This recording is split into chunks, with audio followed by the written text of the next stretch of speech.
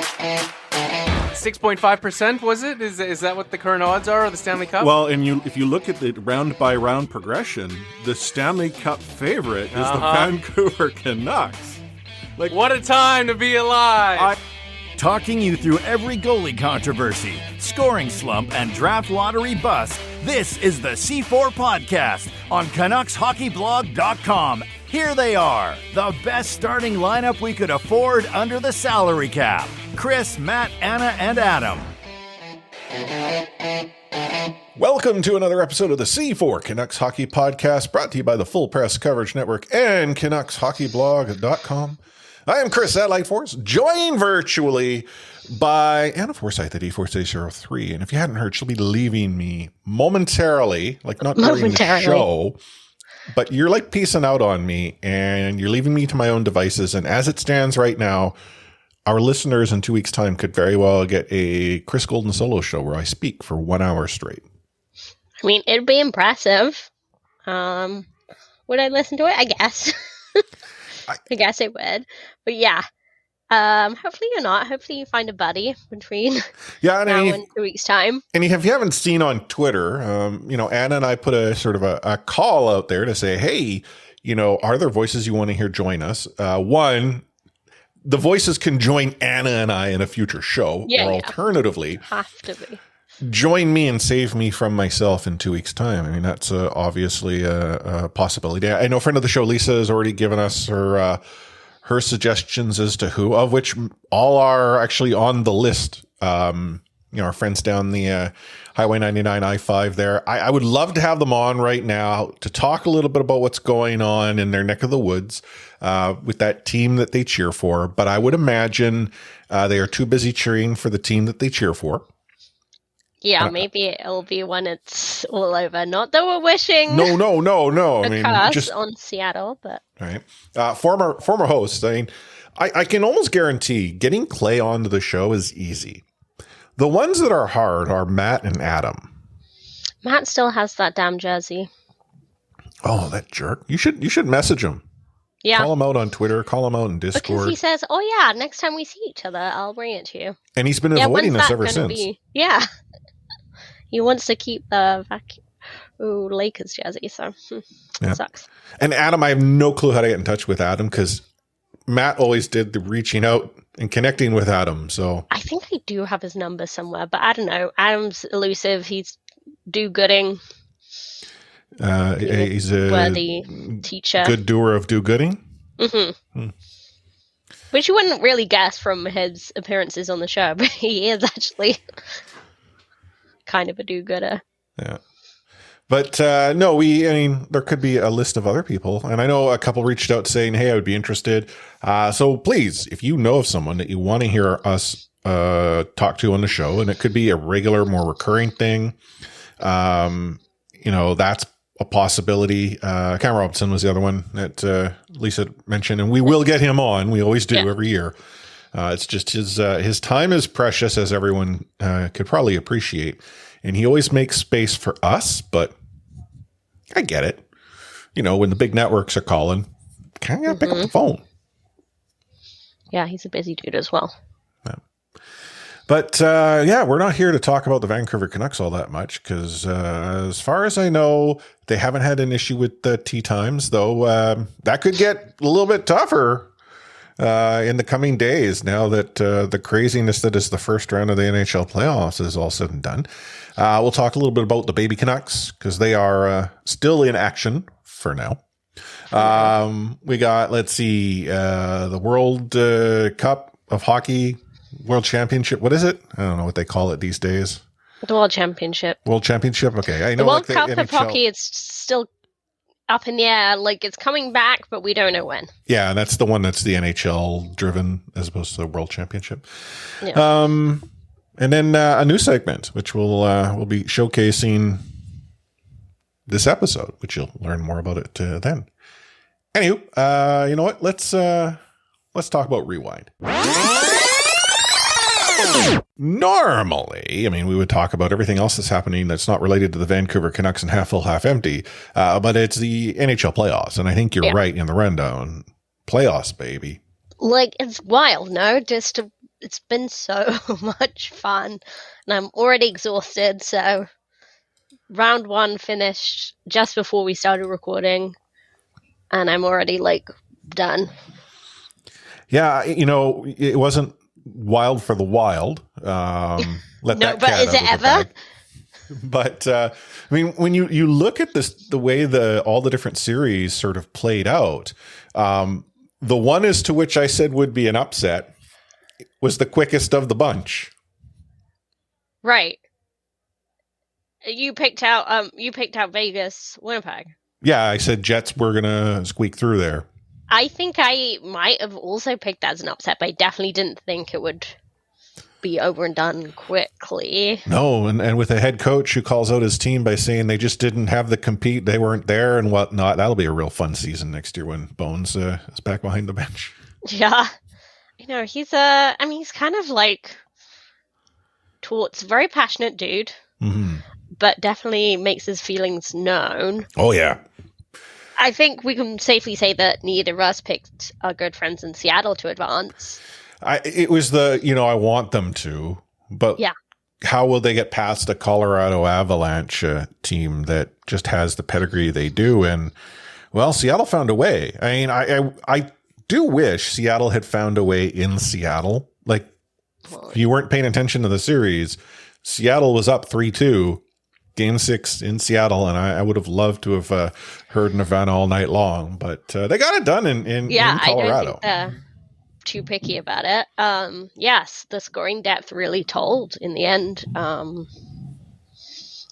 Avs had some key missing people, and they just, the scoring depth wasn't going like it was in Seattle, so yeah. We already talked a little bit about the Wild being out. Dallas got through. That wasn't too difficult on behalf of the Stars. And 4-2, you might say, well, that was competitive.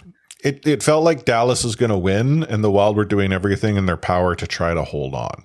It wasn't like if the Wild had won, I mean, as much as it's a 2-3 matchup, that would have felt more like an upset.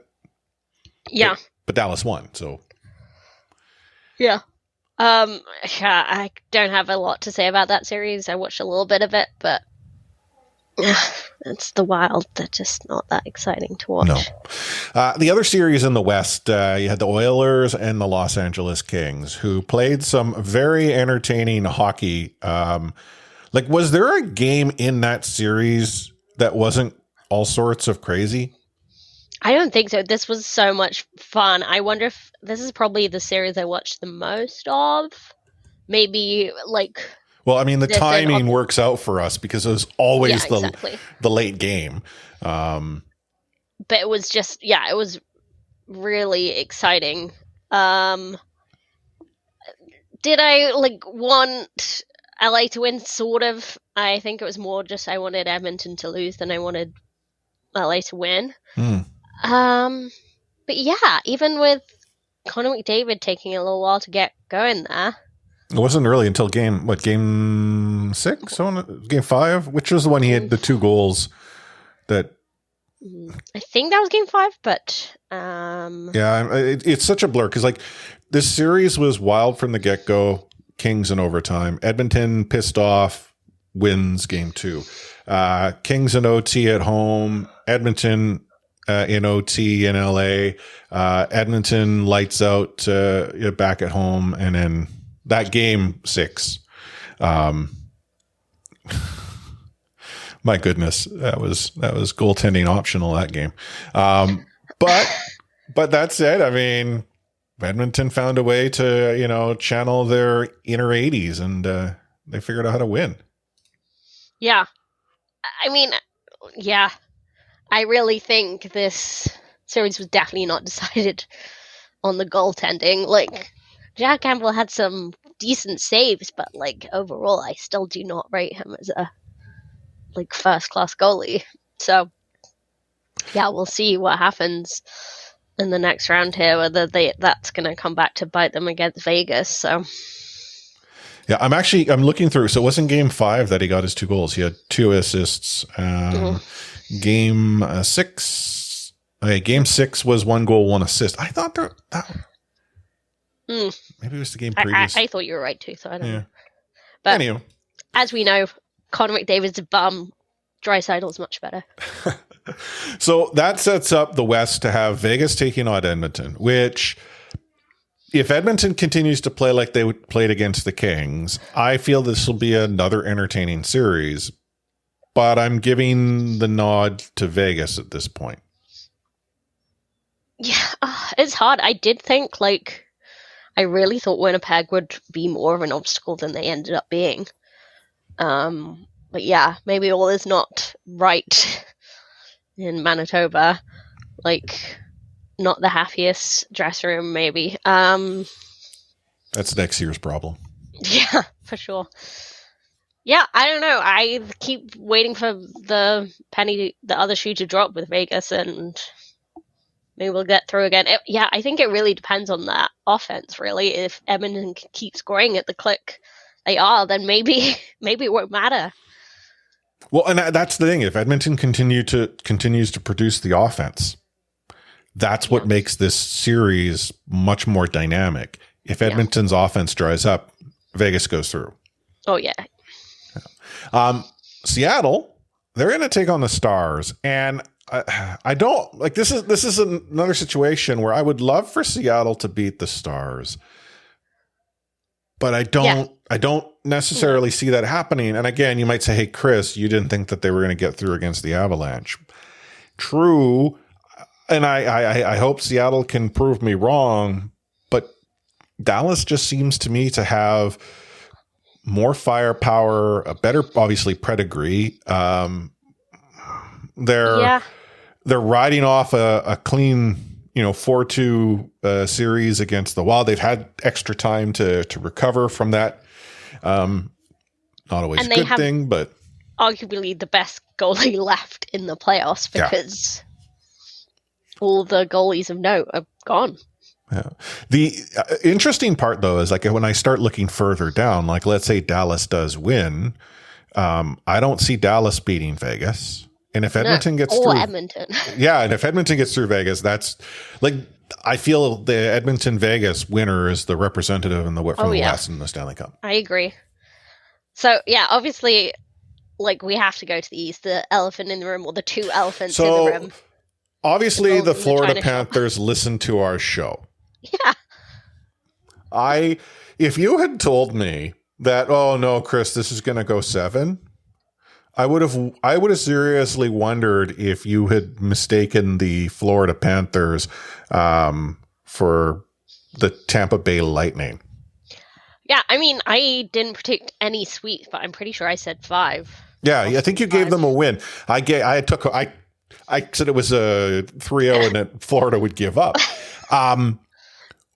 But all credit to the Florida Panthers. They played as if they had nothing to lose, which in their position, they quite frankly didn't. But some curious decisions from Boston. I don't understand why Ullmark doesn't start Game 7. I don't think I heard anything about an undisclosed injury or anything like that. It's not like Ullmark cost them the game in Game 6. And I'm not suggesting that that's the difference for Game 7. But Florida goes and gets themselves that early, 2-goal lead. Yeah. And when Boston stormed back and scored that go-ahead goal in the third period. I was just oh, it's over. Yeah, exactly. And then, Florida found a way. And once Florida tied it up, I'm like, oh, the Panthers are winning this. I genuinely did not feel that Boston was going to be able to recover from that. Was it a minute 30 or something left on the clock when that tying goal went in? Right. Yeah. It's just, honestly, it was amazing. I didn't watch Game 7. I was tracking it. But, Boston, when they were good, they were so good that it was just hard to see them losing that series. It's not like they fell apart in Game 1 onwards, but no. Yeah. And when we look at the series, I mean, really, I feel it came down to Florida being competitive, but Boston making mistakes that Florida was able to capitalize on. And that was the difference. It wasn't like Florida won per se. More so it felt to me like Boston found a way to lose. I mean, heck, Game 7, how many times was Boston getting anxious on the puck? Giveaways galore. Like the number of times Florida is turning it around on an on-man advantage or going immediately back in the offensive zone is unbelievable. That's not the type of playoff hockey you expect in the NHL. It's not the type of hockey you expect from the team that did as well in the regular season as the Boston Bruins did. Yeah, and obviously, like, people are comparing it to the Lightning, Columbus, and, like, we know it's different. Like, Boston were way more dominant. But it's so funny to me that, like, immediately after they lost, like, they had people coming out saying, we got to change how they set up the playoffs. Because this can't happen. And it's just, like, hilarious to me. Yeah, I mean, it definitely can't happen that you're up 3-1 and you lose a series. Just can't happen. I've never seen it happen before. Yeah. Too funny. Anyhow, regardless, Boston's out, Florida's in. All praise be to the Panthers. So who is it that they get to take on? Well, in a series of the Lightning and the Maple Leafs, which arguably was an entertaining series in its own right. Toronto found a way to win the Stanley Cup. Yeah. I think that's the way the celebrations were. I'm pretty sure that's what happened. Like, the parade went down Yonge Street this weekend, right? Yeah, I mean, like, obviously it's huge. It is a milestone, getting beyond the first round. Hilarious that it actually, like, ends up being that way. Was it 19 years since their last playoff round win? It's crazy. And, I mean, the series was crazy. Game 1, Toronto loses 7-3? Yeah. I think. And then Game 2... turning around 7-2. Yeah, like, because I was watching the comments come in Discord for Game 1, and I seen these, and I'm like, oh my goodness, what's going on? And then I'm like, okay, it's over. Toronto's toast. And then they go and they return the favor on I think the Thursday, if I recall, and yeah. Oh my, that series was crazy, but it was entertaining. And if you look at the entire first round, I don't recall, and as an entertaining round of first round of hockey in the Stanley Cup playoffs that I can remember. I mean, there's entertaining series, but to have really only one of the series just be a rollover, yeah, or 1.5, because I guess Dallas, Minnesota, kind of too, but. But, like, they just, every big moment, it was Toronto that rose up. Like, that OT win, what was Game 3? Game 3? Yeah. Yeah, Game 3. Like, I was like, Tampa way better than Toronto, like, for the majority of that game. But it was just, like, the Leafs picked their moment, and, yeah. 3 out of 4 wins were an OT for Toronto. Yeah. So, I mean, that clutch. You win big games, you get big results, and the Toronto Maple Leafs are in the driver's seat. I'm not going to be as bold to say they beat the Panthers 3-0. Made that mistake already once. I hate to say it, but I think Toronto beats the Panthers in 6. Yeah. I'd love to see the Panthers upset again. Get all the rats thrown on the ice. Get Shorty and was it Shorty and Cheech, I think, for that game before Cheech had to disappear. Millen stepped in. Although I saw that Cheech had a prior commitment. It wasn't because of crazy reasons. But yeah, that was a great comment. The fans are throwing rats in the ice. We're not talking about the players. We're not talking about the Bruins or something like that. Yeah, I think, like, ultimately, Toronto does it again. I mean, I don't think I'm not giving them a shot at the cup here, but. Well, okay. So I mean, they have a shot, but they have, because I mean, when we look at the next series, so you have the Carolina Hurricanes got past the New York Islanders 4-2. Bo Horvat seemed that he was playing for Vancouver in the series. Yeah. Playoff Where Bo in wasn't the present. world is Bo Horvat? Yeah. And I am a big Playoff Bo supporter. Not that we saw Playoff Bo all that often here in Vancouver. But when we did, it was like he, flipped a switch. And I compared him to how Trevor Linden became Playoff Trevor.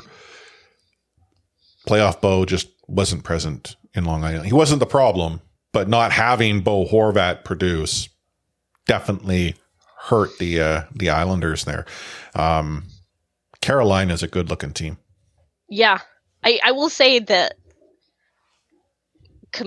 if you compare the rosters, Carolina should I think they should have got out a lot easier than they did. 4-2, Sure. They're still dominant, but, that could have easily been a sweep if you're looking at the teams. Islanders limping in to the playoffs. Mm-hmm. But yeah, I do predict Carolina to get increasingly stronger. Because Carolina's got to take on Jersey. So this was an entertaining series. I mean, I've repeated this ad nauseum. Came down to a game 7 where it could have gone either way, but apparently Jersey plays with an edge that the Rangers don't. I mean, Rangers had Liam Neeson on their side, but it wasn't enough. I know. Yeah, you'd think. I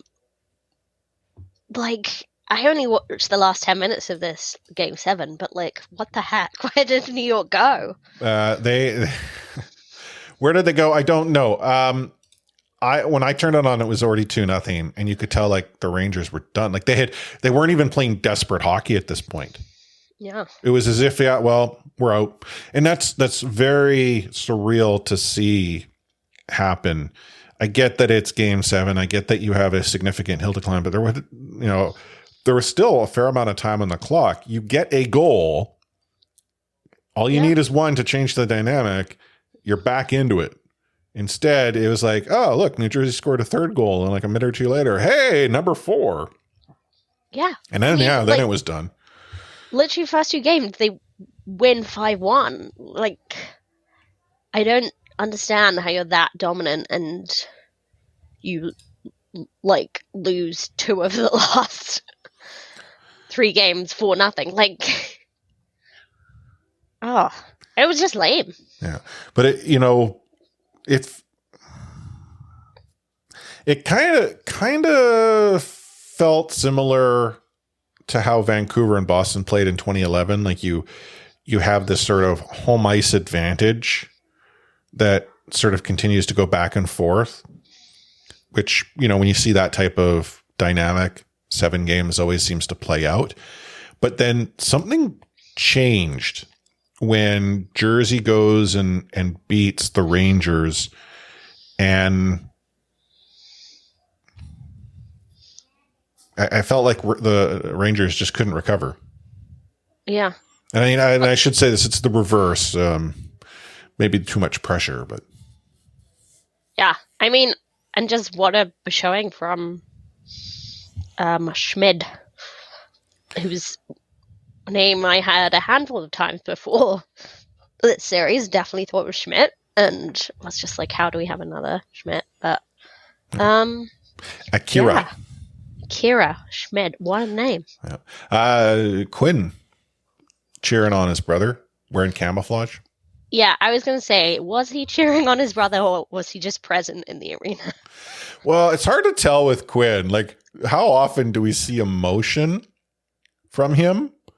But then he went to throw down at the end of the season for the Vancouver Canucks. So, maybe we're going to see more of it next season. But regardless. So that gives you the Canes and Devils. Canes, I think, get past the Devils. I think that goes 6. That has Hurricanes, Leafs East, and I can't give Toronto a Stanley Cup. No. So it's going to be the Canes. Canes Oilers final? Is that what we're saying? Well, see, the problem is you and I both tossed up the Vegas Oilers, right? Yeah. Like I feel Okay. Vegas beats the Oilers. I feel Okay, I gotta. so you're I'm going to saying give Vegas it. Canes. Yeah. So Vegas Canes. I mean, Edmonton, Carolina. That works too. But Yeah. I gotta go Okay, with I'll Vegas. say I'm saying Edmonton, Carolina. Okay. Let's see how wrong we are in 2 weeks' time. Yeah. Well, you won't. You won't be here, but I will. I should have gone back and listened to the last episode just when we were talking about predictions, just so I had it straight. But if we got any of that wrong with what we were thinking, memory loss. What would you say? It's been 2 weeks. But the NHL playoffs aren't the only playoffs of interest. The AHL playoffs are in progress. The Calder Cup is available to be grabbed. When we last spoke to you, the Baby Canucks had 3 games at home against, was it Bakersfield? And made short work of said Bakersfield, which meant they get to continue on. And they are taking on the Calgary Wranglers, is it? Correct. My goodness. For a guy that doesn't pay attention to the A, Yeah. I've heard a few things. And if I am still sort of remembering correctly, the Baby Canucks aren't out of it yet because it's a best of 5, but they are down 2-0. And if they want to win, the way to win it is at home because the next 3 are in Abbey. Yes. So correct. You've ding, ding, ding, right across the board. Yeah. So they just like the reverse of last year when they went to Bakersfield and lost their 2 opening games and crashed out of the playoffs. Abbotsford, beat Bakersfield pretty convincingly, honestly. In both games, there were some sketchy moments, but overall, I was pretty happy with how they played in the first round. The second round, honestly, Calgary is so good. Like, they're the best team in the AHL. Has it been close? Yeah, they're both OT losses, but they don't draw pictures on the score sheet. No, you don't get an extra point for that. But I mean, if it was definitively Calgary over Abbey, as sort of was getting. No, I would say what's worrying is like Calgary has kind of had Abbotsford's number all season up until the end of the season when Abbotsford finished the regular season against Calgary and split the series, I believe. But yeah, they were very dominant in a couple of games against them. So you're hoping they kind of finally figured it out. But Calgary good. They are just very good. And Abbotsford, the first game was much more respectable because they were behind and got back into it. Whereas on Friday, they scored 3 unanswered goals after Calgary opened the scoring and then lost in overtime. So that hurts. It's not good momentum. Obviously, no. Friday and Wednesday, that's a big gap. And coming home, they have a huge home crowd, great atmosphere. People are really into the playoffs, so that's all good things. But where do the Wranglers play? Is it in the Saddle Dome? It's in the Saddle Dome, yeah. Oh wow. They get a good crowd out for it, or? I don't think it was as big, obviously, because Abbotsford are playing in a tiny arena. Well, no, I mean I get that. Like the Saddle Dome has greater potential.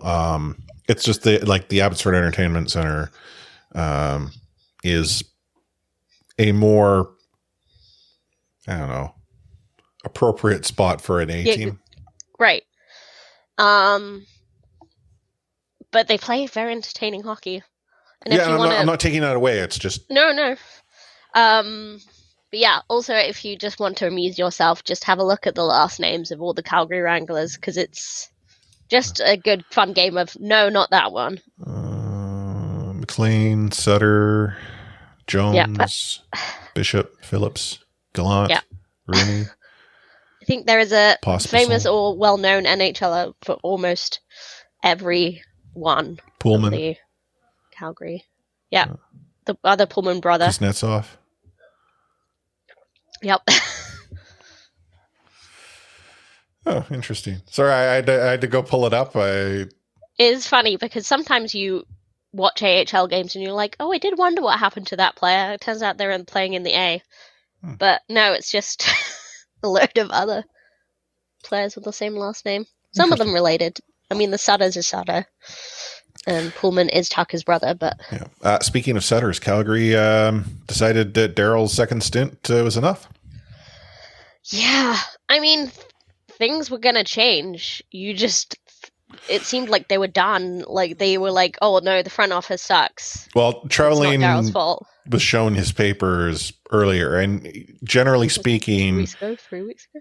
Yeah, generally speaking, GM's out, the coach doesn't survive. It's very rare that it occurs. I mean, in Vancouver it did when Gillis came on and kept Vigneault. But in that scenario, Gillis had been provided every opportunity if he wanted to have his own coach. Gillis just not your prototypical hockey guy in that sense and made a bold decision. What's interesting is he only got one opportunity to replace a coach. GMs normally get a few coaches before they're sent on their way. But here in Vancouver, we have an unconventional owner who, part-times is president of hockey operations, assistant general manager, head scout, alternate coach, probably strength and conditioning. I don't know. But seriously, like Calgary's just had a major failure to live up to their potential in the last year. Like they had such a good season year before last, and not enough former Vancouver Canucks players. Hey, there's one named JT Miller who might be available. Though I've seen people suggest a lightly used Boston could use a player like JT. And now that the Rangers are out, there have been a handful of people who are like, I mean, obviously. Could you imagine the New York Rangers with JT Miller on their lineup? 2 Millers, twice the fun. Oh man, he's a Canuck. He's not getting dealt. There ain't no way. I mean, it's a long off season. I agree, but I just hate, stop reporting these rumors. They need to be, pretty solid before they're reported, because you're just going to get our hopes up. I mean, every team that just got eliminated from the first round of the playoffs needs a JT Miller and would have gone through had they had JT on their roster. Yeah. Heck, I agree. Toronto could have JT for all I care. And you know what? Maybe Toronto wins the Stanley Cup then. Yeah. Anyhow. Let's take ourselves. Yes. I was going to say, you got more to say about the Canucks? No, I was just going to sum up the Abbotsford predicament that they find themselves in. So, as you're listening to this on Tuesday, Game 3 is on Wednesday in Abbotsford. Game 4, we hope, is on Friday. And hopefully Game 5, Sunday. Hopefully Abba can turn this around. You won't be here in 2 weeks' time to report it, so. No, I will have to say that I'm not super confident. Calgary is just such a tough team to play against, and honestly, I can see them winning the Calder this year for sure. Well, if you're going to lose, it's better to lose to the champion. Mm-hmm. Speaking of champions, champions take breaks. You're listening to the C4 Canucks Hockey Podcast, brought to you by the Full Caps Coverage Network and CanucksHockeyBlog.com. Take hitting out of the game. You can't hit anymore, so don't do it. The unsportsmanlike conduct, I want to get an explanation on that. No kidding. Because how do you get suspended for unsportsmanlike conduct? Plus interference. There's no interference there. He had the puck. Now, Madison never ever did that before. Now, why did he do it? Because he was mad. Well, your early favorite for the Calder Trophy, that's for sure. Elias Pettersson. You might even say your early favorite for the Hart Trophy. Just to get back to your question, Elias is going to play plenty. He can play. He's going to get a lot of power play time. And, yeah, I'm concerned about our offense. We lost 200-point players, and we've got to find a way to score. So if you've been paying attention to the Vancouver Canucks, Elias Pettersson had said he was going to go play in the World Championship. And, as many players do when they find themselves not in, the playoff picture, including some players who find themselves on the outside looking in after the first round. But a understated, and that's probably not a word, but I'm going to make it one, fact about this is that the players need to ensure that they are insured to take part in national programs. Now, in some cases, the national program will acquire said insurance and in turn pay for it or come up with an arrangement with the player. Not all the time, though. And in this particular scenario, they couldn't get PD insurance. As a result, the risk that PD would take is if he were to go and play and suffer an injury of any sort. It doesn't actually have to be significant. Suffers an injury of any sort, he actually puts his NHL contract into a very sticky predicament and could be found in violation of said contract, which carries with it some significant penalties to the player. This means PD no win world championship because he got no insurance. Yeah. I mean, so Pettersson, 1 year left on his contract. You can insure that. That's possible. Mm-hmm. That's doable. It's the beyond. But it's the beyond. As I think was Swedish GM or I can't remember if it's GM or the coach of the team said, yeah, how do you insure something that doesn't exist yet? And it's like, well, you can't. That is not feasible. Sure, you can put a price on it, but you're asking Sweden and their insurers to. Well, I'm certain Pettersson's there's a broker agent. in the UK that would be more than happy to provide a quote on PD's future. Yeah. And they'll insure about anything in the UK. Oh yeah. I'm sure that's true. I will say, yeah, I just J-Lo insured her butt, and the policy was held by, I think, like Barclays or something like okay, that. I was gonna say, I was like, she is not a problem. I totally believe that. Yeah, and I feel like that's the. But isn't that an argument you make when something happens, as to what the future earnings would be? I don't know. Well, I just feel like I'm not a big champion of in any sport of people playing for the national team because it doesn't really mean anything to me, national teams. But I do feel sorry for him, and I feel sorry for Sweden. Yeah, I mean, it comes down to math, like an actuary table. Well, no, I mean, we're not going to do deep math here, but like there's an actuary table that would determine based on his current earnings and his like current statistical level, he would be on target to make Y through to X. The problem is that you can't insure the lower of the range. You have to insure the higher of the range.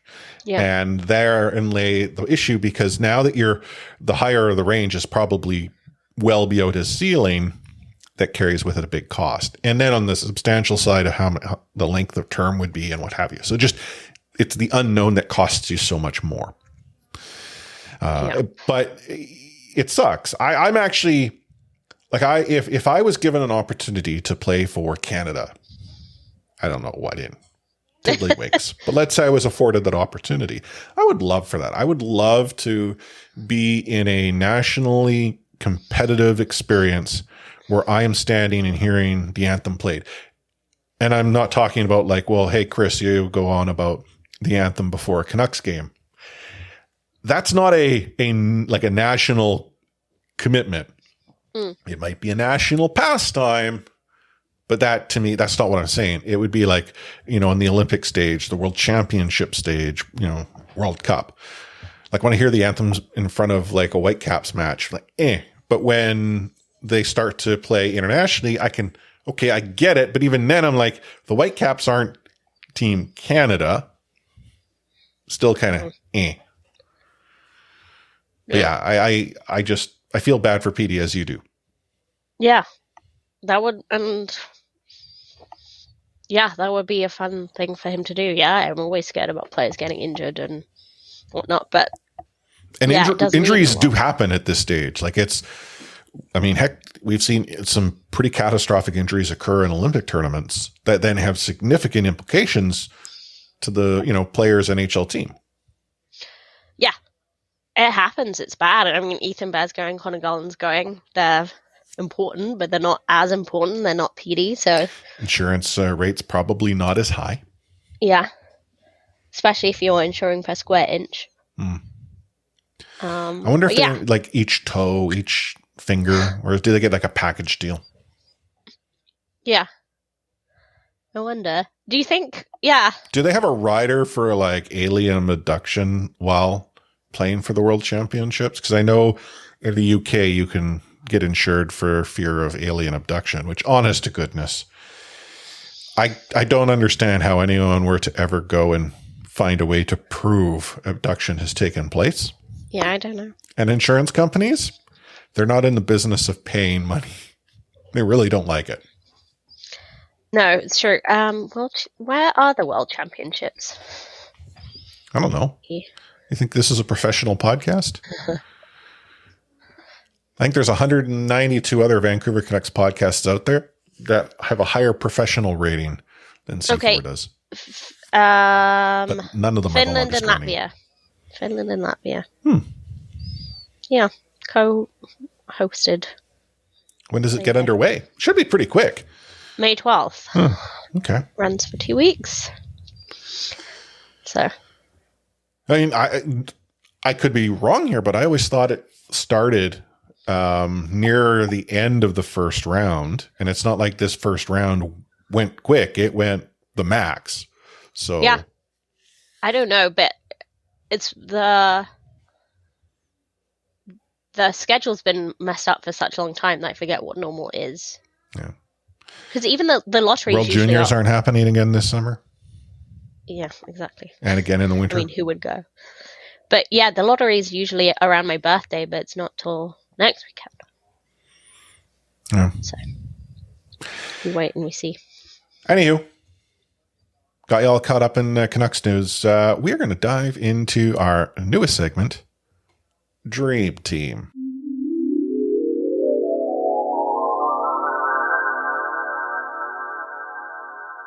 This was an idea that you came up with, and in dreaming it to life, you then had an issue or two trying to share it with me, but you eventually did. But the way Dream Team is sort of structured is that it's your sort of best of such and such. Yeah, so you pick a qualifier, descriptor, that's your theme for the week, and you can make your best lineup.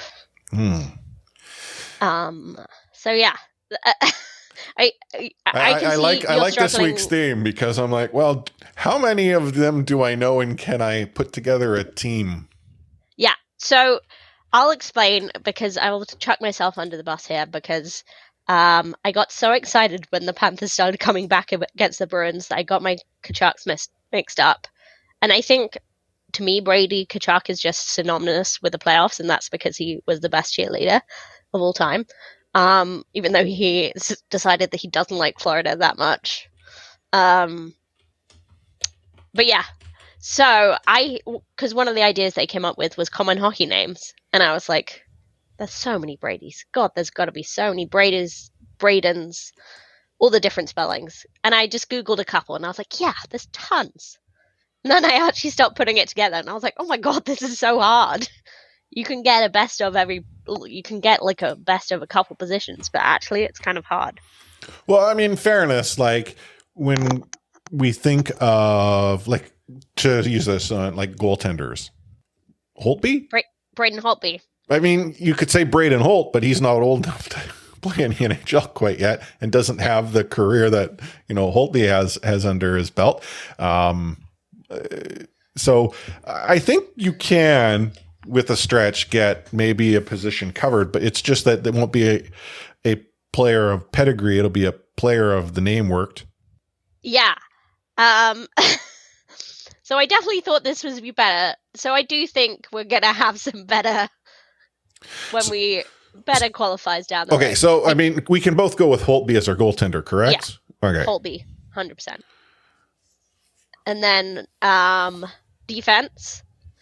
I had Braden McNabb of the Vegas Golden Knights.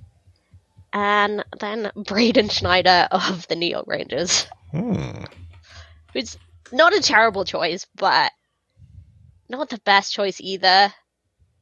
I'm like, is there anyone our listeners can come up with? Because defense was hard. Forwards are somewhat easier.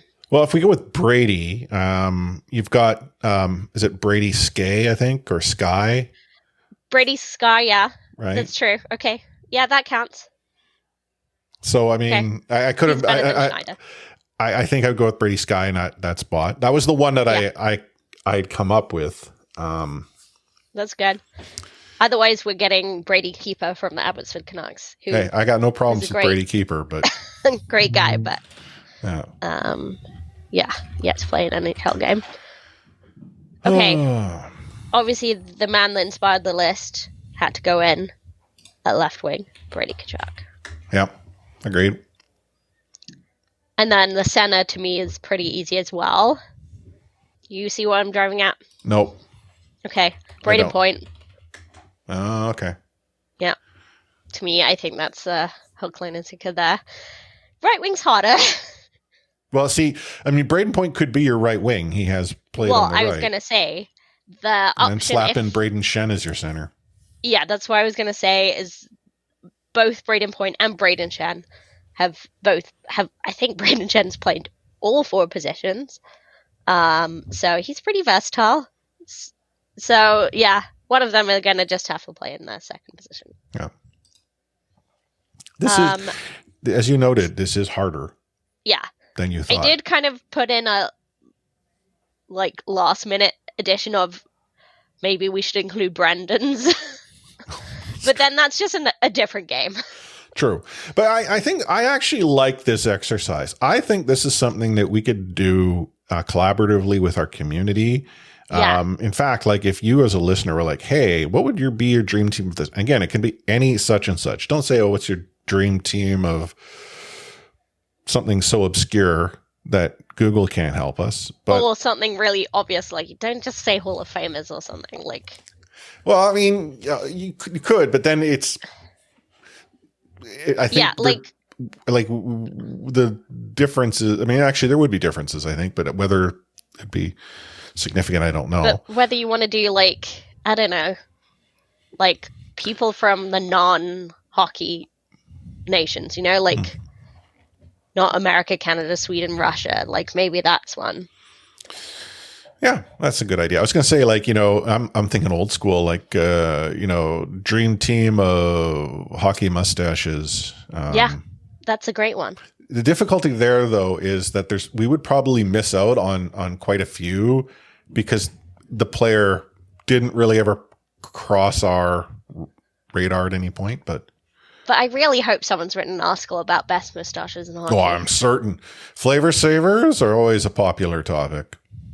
Yeah, so we can dig into that. So if you have any ideas for qualifiers, and if you have your own Brendan Brady team, go ahead. I have to give a shout out to TSN's Kelsey Braid, growing his flavor saver. He's or flavor saver. He's really trying to channel his inner Jim Van Horn. Yeah, Cheech obviously had a great mustache. Yeah, he did, but and has not on TSN and not Jim Van Horn-esque. Cheech had a good stash, though. I'm gonna miss Cheech on Canucks broadcasts.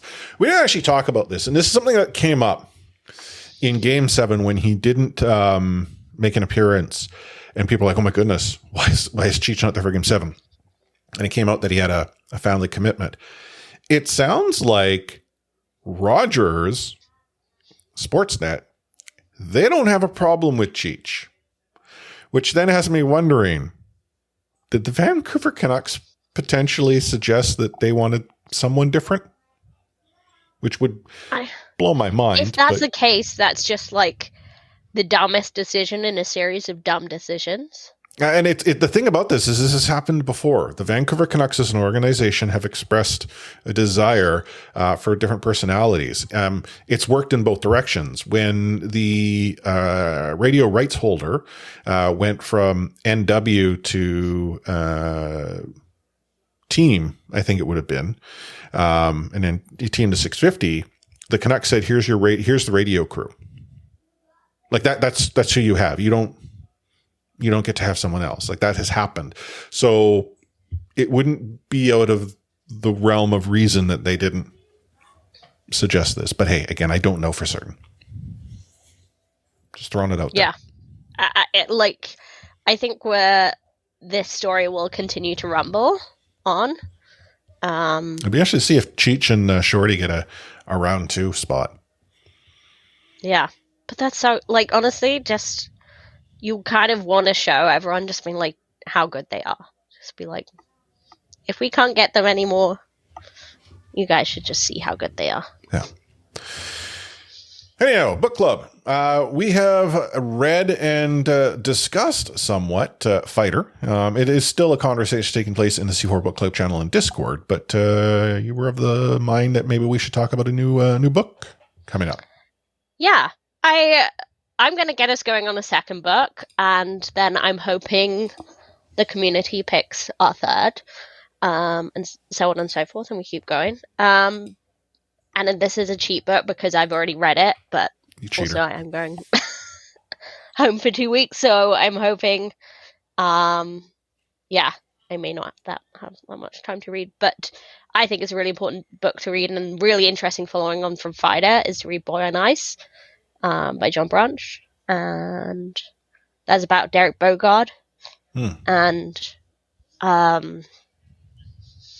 obviously an outside view, but I think it gets there's a lot of intimate details in it, and it's a really interesting take on the role of the enforcer and the NHL's complicity in painkiller addictions and other kinds of substance addictions in the league.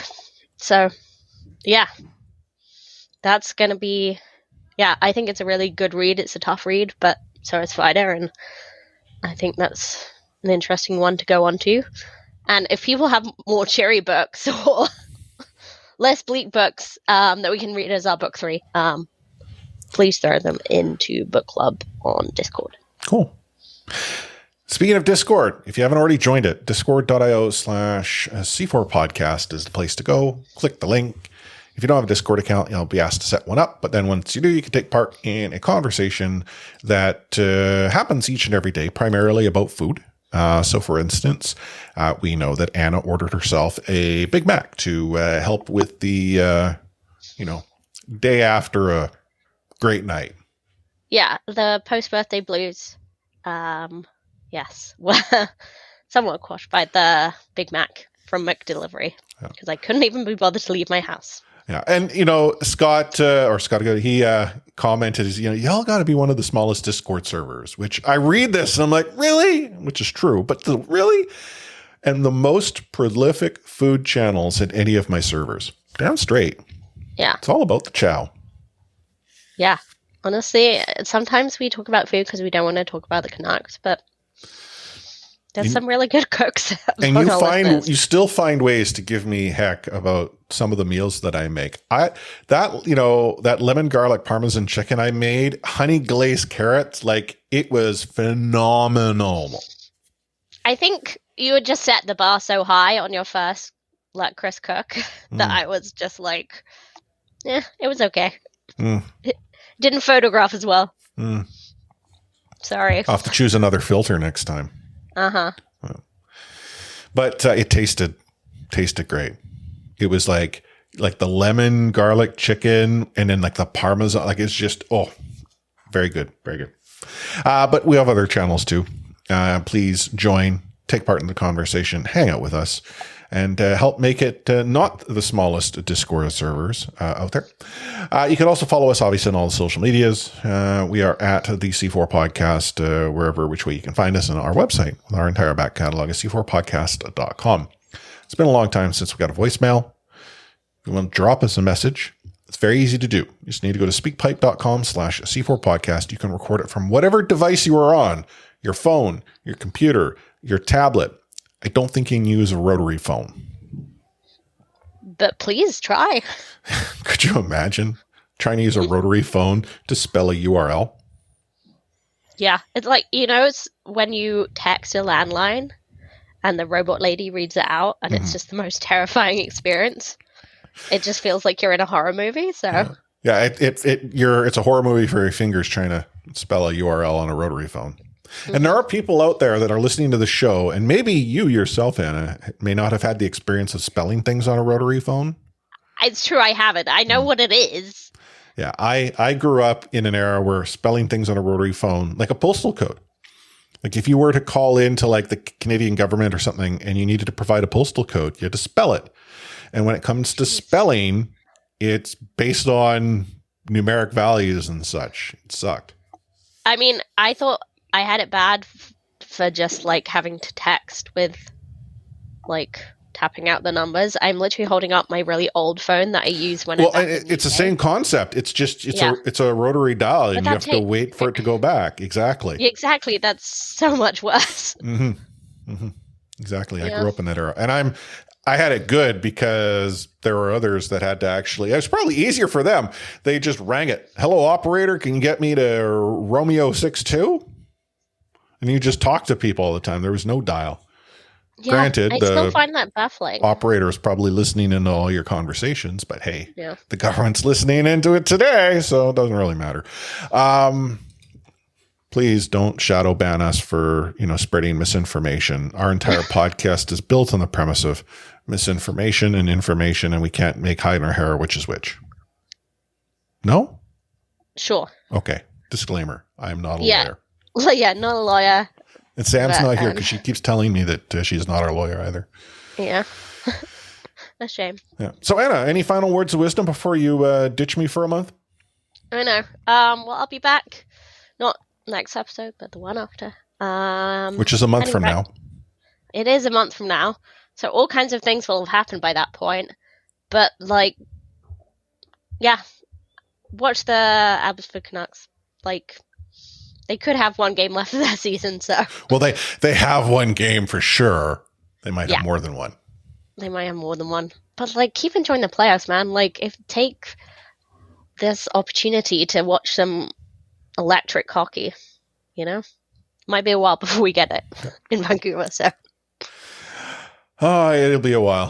Final words of wisdom for me. I really enjoyed having the depressive Canucks fan Twitter thread conversation with a few OG people from the Canucks Twitter sphere this past weekend. That was good fun. Dropping the various different gifs about being sad and depressed and all that jazz. And then suddenly I throw like Top Gun in and suddenly people are happy. But there's a real way to go dark quick with Top Gun. And I went there and we're all depressed again. I see. Very good. So, I mean, that was fun. But in all reality, if you know someone who wants to hang out, join me on the show. Let me know, let Anna know who it is. Let them know that you want them on our show. Make those connections. We'll make it happen. Otherwise, it's Chris all day long. And I have done that on this show before. I believe around the holiday season. And I think in the early days, I think there was an episode where Clay couldn't make it and I recorded a show on my own. Anywho. On behalf of Anna, A4603, myself, Chris at Lightforce, signing off this episode with We Out.